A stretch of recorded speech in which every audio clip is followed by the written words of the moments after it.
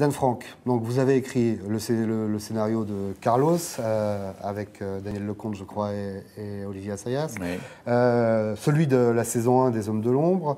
Je crois qu'il y avait une autre série que vous aviez beaucoup aimée. La vie devant elle. La vie devant Ouais, elle, ouais. qui était, De France 3. qui était pour France 3. Et donc la première saison de Marseille, là encore. Marseille, il faut le rappeler, c'est la première série Netflix. Netflix française arrive en 2016, début 2016 en France, c'est la Révolution. Vous d'ailleurs, dans le livre, vous en parlez de cette révolution. Comment vous l'avez vécue, cette révolution-là?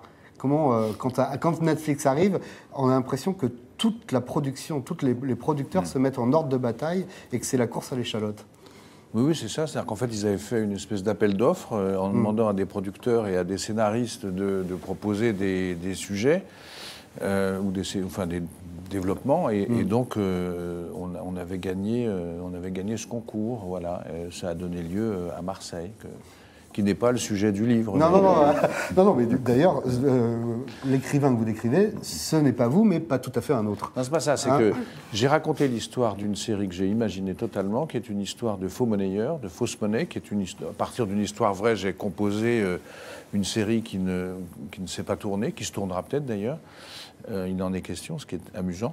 Mais l'histoire de la série que je raconte dans le scénario n'a rien à voir avec Marseille de Netflix. Et d'ailleurs, dans votre livre, le géant américain en question s'appelle WDM, donc on comprend évidemment qu'il s'agit plus ou moins de Netflix, mais vous vous étendez pas du tout sur le cahier des charges au départ que vous donne Netflix. Pourquoi ?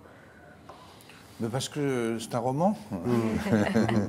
C'est un roman que, en plus, à part ça, moi j'ai eu de très très bons rapports avec les gens de Netflix, qui sont en fait des producteurs et des diffuseurs comme les autres, qui eux-mêmes ont des exigences par rapport à un public, comme Canal en a, comme TF1 en a. On n'écrit pas de la même manière quand on écrit pour les uns ou pour les autres. Et c'est vrai que le rôle d'un scénariste, c'est de tenir compte de ces contraintes qui sont assez ludiques, en fait. Et vous n'avez pas l'impression d'en avoir eu spécialement plus ou des contraintes plus difficiles parce que c'était Netflix par rapport à des productions de France Télé plus classiques, j'allais dire. Non, enfin ils avaient leurs demandes, de même que tous les diffuseurs ont les leurs, et elles n'étaient pas particulières. D'accord. Ouais.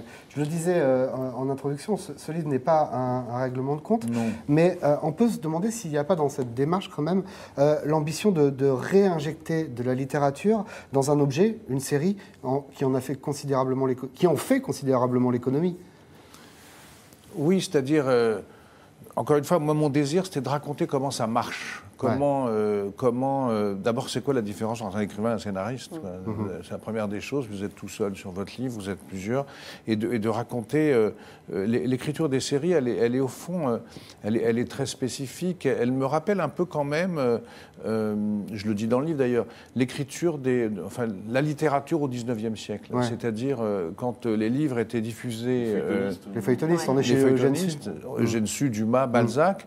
Et au fond, il y a des règles qui sont un peu semblables. C'est même très intéressant, je trouve, parce que, par exemple, nous, on appelle ça les cliffs quand vous essayez de passer d'un épisode à un autre. Théophile Gautier appelait ça des traquenards d'intérêt, et ça marche de la même manière. C'est plus joli comme traduction. C'est plus joli qu'un cliffhanger.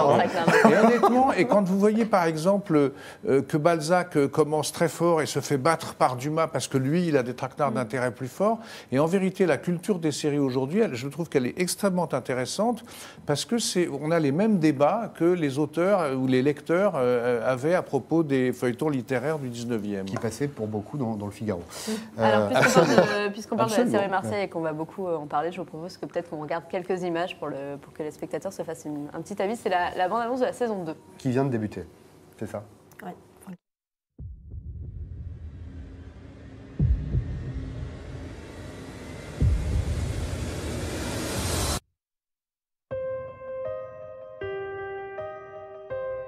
Marseille, ma belle Marseille. Elle m'a redonné la force de revenir d'entre les morts.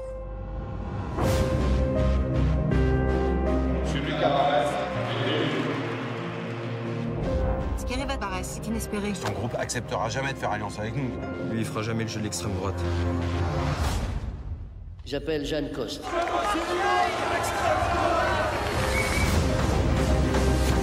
Driss ? Julia, incroyable. Je pourrais peut-être aller boire un verre. L'extrême droite, c'est déjà limite. Tu sous-estimes le pouvoir de nuisance de ces gens-là. Tu te fais bouffer. Ces gens sont en train de te retourner, tu ne vois même pas. Dans le fond, on n'est pas si différents. Mon père est mort tout seul. Mais il y a des trucs bizarres, Driss. Tu penses que ça cache quelque chose? On cache tous quelque chose, papa. On va mettre Marseille à feu et à sang.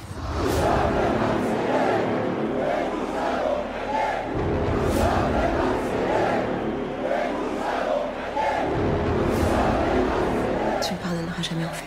J'essaie, Rachel.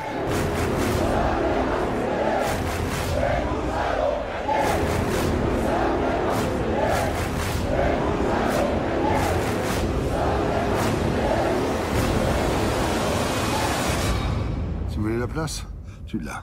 Alors assume. Dan Frank, quand vous avez regardé les premiers épisodes de Marseille, qu'est-ce que vous avez retrouvé de votre travail du départ? Marseille saison 2, rien, parce que je ne suis pas dedans. Sur les premiers épisodes de la première saison. C'est toujours le rapport entre le metteur en scène et le scénariste. En fait, c'est ça la vraie question. C'est-à-dire que le scénariste écrit un scénario, mais l'artiste d'un film, c'est le metteur en scène. C'est lui qui donne la couleur, c'est lui qui donne le ton, c'est lui qui fait le casting. Donc, quand vous écrivez les scénarios, même ça m'est arrivé sur mes propres livres qui ont été adaptés, c'est toujours étrange. Alors, c'est parfois enrichissant, extrêmement enrichissant, et parfois ça part sur une autre voie qui n'est pas forcément celle que vous avez choisie, mais qui est celle d'un autre langage, et c'est ça qu'il faut juger.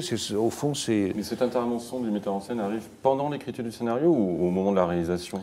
En général, quand je travaille avec Olivier Assayas sur Carlos, où on écrit ensemble, on est ensemble au début. D'une manière générale, pour moi, ça ne se passe pas comme ça, probablement parce que je suis écrivain au départ. Donc moi, on me demande d'écrire, j'écris, ensuite je discute avec les producteurs, puis avec les diffuseurs, et ensuite arrive le metteur en scène. Voilà, c'est ce qui s'est passé dans l'histoire que je raconte, sur cette histoire de fausse monnaie. Je vous cite. « Ma place restait celle d'un scénariste, un type qui s'empare du monde pour le façonner à sa manière, donnant au spectacle qu'il a créé un air de réalité. En somme, un faux monnayeur. » C'est ça? Oui, c'est une manière de retrouver le sujet. Le sujet, puisque je précise que vous avez mis... Non, mais c'est vrai, puis après, le metteur en scène est lui-même un faux monnayeur par rapport au travail. Finalement, le cinéma et la série, c'est que de la fausse monnaie. Et après, il y a le montage qui est encore... Après, la question du jeu des acteurs aussi, parce que quand j'ai parlé à Alan Coben, qui est président du jury à Cannes, il disait, moi, je me souviens de la série, parce qu'au bout de 30 livres, j'avais envie d'écrire en collectivité. Et je me suis rendu compte qu'il fallait lâcher ma vision aux réalisateurs et aux acteurs et après aux monteurs. Bien sûr, c'est vrai. Donc il faut accepter ce rôle-là. C'est pas trop orgueilleux, quoi. Non, c'est ça. Et ça crée des frustrations, mais est-ce qu'il y a aussi des bonnes surprises parfois? Il y a presque toujours, c'est des bonnes surprises. Presque toujours. Oui. Enfin, moi, j'ai travaillé. Carlos, je trouve ça formidable. La première saison des Hommes de l'ombre avec Frédéric Tellier, je trouve ça formidable. Non, il y a un certain nombre de séries que j'ai pu écrire. Je suis très content et je me sens... C'est jamais la même chose que le texte, hein. C'est normal. Il faut que les comédiens puissent bouger, les metteurs en scène aussi. Mais il faut que ce soit mieux, quoi. C'est quand même ça qui est intéressant. Et avec le temps, vous avez le sentiment d'avoir changé votre façon d'écrire? Pour les livres, peut-être. Avec quoi? Avec l'influence de la série? Avec l'énergie et la vitesse que demande la série? Le ton. Oui, en même temps, ce qui est bizarre, c'est que quand j'écrivais Borro avec mon ami Jean Vautrin, les aventures Borro en portrait photographe, en fait, on avait adopté les codes de la série, les codes du roman populaire dont je parlais tout à l'heure. Avec des traquenards d'intérêt. Il y avait des beaux traquenards d'intérêt. Et au fond, donc, je suis passé de l'un à l'autre assez facilement. Après, sûrement, ça a dû, dans la concision, probablement. Il y a un aspect qu'on n'a pas abordé et qui est très important dans le livre, dans le scénario, c'est le réel. Finalement, l'enquête de terrain que vous, votre double de fiction menée, que vous avez pu faire avant et après l'écriture, c'est très important. Et on voit, moi, ce qui m'a surpris dans le livre, c'est une admiration pour les personnages réels, ces personnages de faux monnayeurs que vous rencontrez. Il y a quand même un attachement, une empathie, quelque chose une proximité qui est presque parfois déroutante. proximité, n'allons pas jusque-là. Non, mais en tout cas, une empathie et moi, j'ai du mal à écrire estime. j'ai du mal à écrire sur des personnages que j'aime pas du tout. Ouais. Parce que les personnages, quand même, vous vivez avec eux. Moi, j'ai mis 2 ans pour écrire ce livre. Donc, vous vivez avec ces gens-là. Donc, au moins vos personnages. Donc, après, vous prenez le réel, vous le transformez pour que ce soit acceptable. Donc, oui. Et puis, par ailleurs, moi, c'est vrai que je me suis beaucoup promené dans les quartiers à Marseille. J'ai rencontré des gens qui sont totalement asociaux, qui sont à l'extérieur et qui sont des personnages intéressants. D'ailleurs, ils m'ont parlé, ils m'ont raconté des tas de choses parce que je ne suis pas là pour les juger. Moi, je suis là pour écrire quelque chose qui m'intéresse et donc je ne suis pas un juge, je ne suis pas un flic non plus. Et donc, journaliste contrarié. Oui, je suis un mauvais journaliste. Quoi. Je veux dire, je ne suis pas capable d'écrire mais je peux écrire des livres. Quoi. Et donc, j'ai passé du temps avec ces faux monnayeurs ou des gens qui tournent autour de cette fausse monnaie.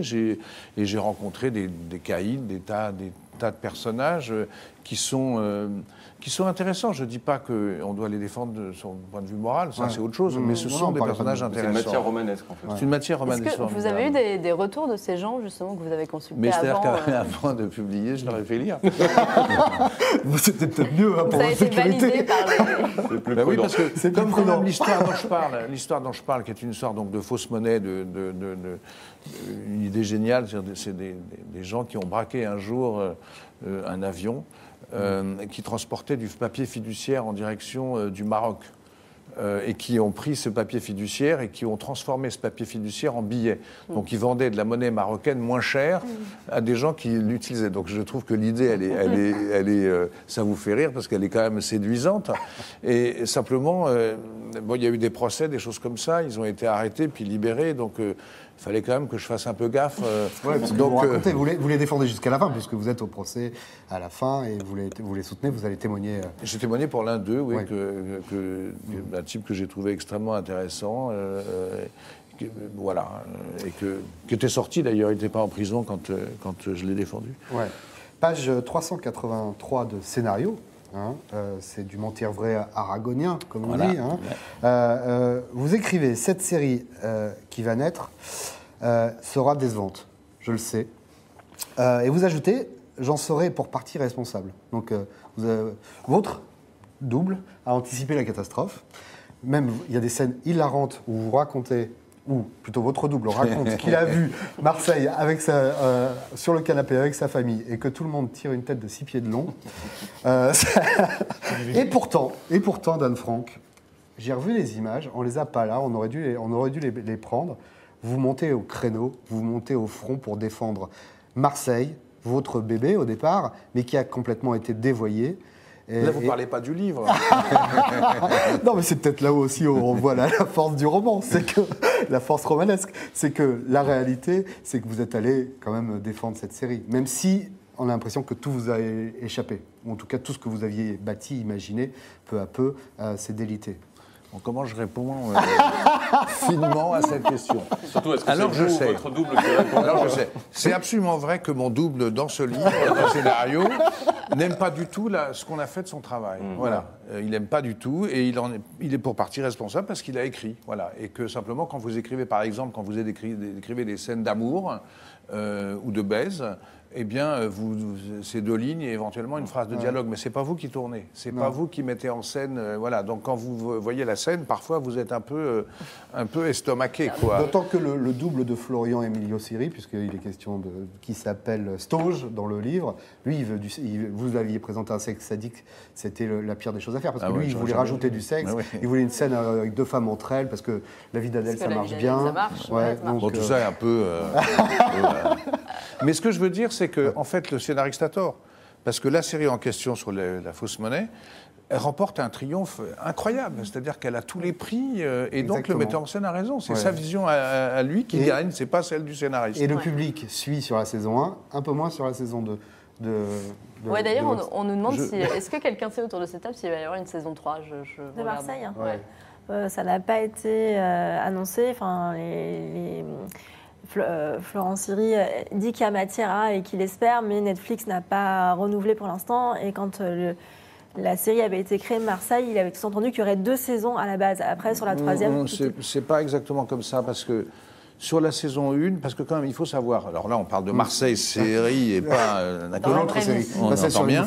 Mais en fait, c'est vrai que la série a été plutôt mal accueillie en France. Mais elle a bien marché, mais c'était un triomphe à l'international. Par la critique, parce que les audiences sont pas mauvaises. Les audiences sont pas mauvaises. La critique a été terrible, mais à l'international, c'est un carton. Donc ils ont commandé, là, moi je le sais, parce qu'en fait, on ne savait pas quand on a fini la première saison ils ont attendu de voir comment ça allait marcher. C'est encore l'époque où Netflix avait tendance à renouveler systématiquement ses séries pour une 2e saison, ce qui a changé l'année dernière où ils ont commencé à les annuler. Mais là, nous, on ne savait pas. C'était pas du tout joué. Ça dépendait, en fait, finalement, comme TF1, France Télé. Ça marche ou ça marche pas, on continue pas. C'est la première fois que vous avez été déçu à ce point-là en tant que scénariste du résultat final ? Oui. Au point d'en faire un livre. Oui, enfin, le livre, c'est pas quasiment franchement. Non, parce que j'aurais pu raconter, si j'avais voulu. Faire une biographie. J'aurais pu raconter l'histoire la vraie histoire. C'est-à-dire, de par. Il aurait pu avoir plus de bulles. Ça ne m'intéressait pas, je veux dire, parce que sinon, là, pour le coup, c'était un règlement de compte et ça, je n'avais pas du tout envie de faire. Et je vais même vous dire une chose, on a retardé la sortie du livre, qui était prévue avant, pour ne pas sortir en même temps que Marseille 2, parce que moi, je n'avais pas envie de profiter de ça, je n'avais pas envie de... Voilà, donc... bon, cela dit, j'ai été déçu, mais j'ai eu tort. Puisqu'ils ont commandé une saison 2. Est-ce que vous avez déjà conscience des chiffres de la saison 2 en termes d'audience ou pas? Netflix ne donne pas de chiffres, donc il faudrait savoir si les chaînes TF1 reprennent la diffusion en 2e fenêtre, qui donnerait une idée par rapport à la saison 1, ce que ça a donné. Ce qui a été fait ce qui est assez... Enfin, la saison 2 est quand même a beaucoup atténué sa tendance à mettre des scènes de sexe partout. Il y avait un espèce comme de mea culpa général sur ce qu'on n'avait pas compris dans la saison 1. Du coup, Marseille saison 2, c'est un peu mieux, mais c'est plus du tout drôle. Enfin, c'est plus du tout côté culte nanar, quoi. Ça, c'est fini. Excusez-moi. Et le fait d'avoir ses propres personnages avec lesquels on a vécu longtemps, puisqu'on a bâti leurs histoires sur une 12aine d'épisodes et tout, savoir qu'ils sont adoptés, repris par d'autres scénaristes, qui vont leur faire vivre d'autres choses, ça produit quel effet ça? Franchement, pas grand-chose. Le seul regret que j'ai eu moi, je suis parti des Hommes de l'ombre parce que ça devenait compliqué, parce que Nathalie Baye ne revenait pas, etc. Honnêtement, je l'ai regretté. Voilà, je l'ai regretté. Mais c'est la seule fois, parce que je pense qu'à un moment donné, il faut se renouveler. La vie de Ventel, par exemple, on a écrit 2 saisons. J'aurais bien voulu en avoir une 3e. Oui, j'ai écrit la 3e, mais on n'a pas. Les résultats d'audience n'étaient pas bons, donc. C'est dommage. Parce que c'était mal programmé, c'est sorti au moment de. Bon, bref. Et honnêtement, je pensais qu'il fallait se renouveler. Je pense que soit j'aurais élargi l'équipe, je travaillais avec un de mes amis, qui s'appelle Stéphane Daudelonde, Osmond. Soit j'aurais élargi, soit j'aurais donné. Parce que au bout d'un moment, d'abord, on en a un peu marre. Puis moi, je ne veux pas passer mon temps à écrire des séries, je veux écrire des livres aussi. Donc voilà, il y a un danger comme ça de tourner en rond, d'où l'intérêt d'ailleurs du travail en équipe. Vous avez comme ça des séries comme par exemple Le Bureau des légendes, qui est comme passer la main un tout petit peu à ses poussins. Oui, comme 10%, ils sont beaucoup aussi à travailler. Et comme la série dont on va parler tout à l'heure, Speak. Mais les Américains travaillent comme ça. Bien sûr, oui. Donc ça vient, ce mode... Des poules d'auteurs. Ce mode, cette façon de travailler où le créateur de la série est le showrunner, c'est-à-dire quand même celui qui est le plus important parce qu'il connaît... C'est compliqué un scénario de série parce que vous avez 8, 10 ou 12 épisodes, donc il faut quand même se souvenir de tous les mécanismes. Or, le scénariste, c'est ce que j'essaie de montrer dans ce livre, le scénariste, il passe par tous les états. C'est-à-dire, par exemple, dans mon livre, le type, il a envie de raconter, parce qu'il y a des bandits de Marseille qui lui racontent comment les go fast, en fait, ça n'existe plus et que maintenant, il faut planquer la drogue dans les quilles des bateaux ou alors de laisser tomber dans la mer, de récupérer ça avec un système GPS. Moi, je me dis c'est intéressant comme début de série, mais en fait, ça ne correspond pas du tout à la fausse monnaie. Donc, je me dis, en tant que scénariste, comment est-ce que je lis les deux? Qu'est-ce qui fait que... Voilà, et il y a donc tout un travail comme ça qui fait que vous arrivez à une solution et que vous avez envisagé toutes les hypothèses pour y arriver. Et ça, personne ne le fait aussi bien que vous, qui avez passé des mois d'écriture sur tous les détails, quoi.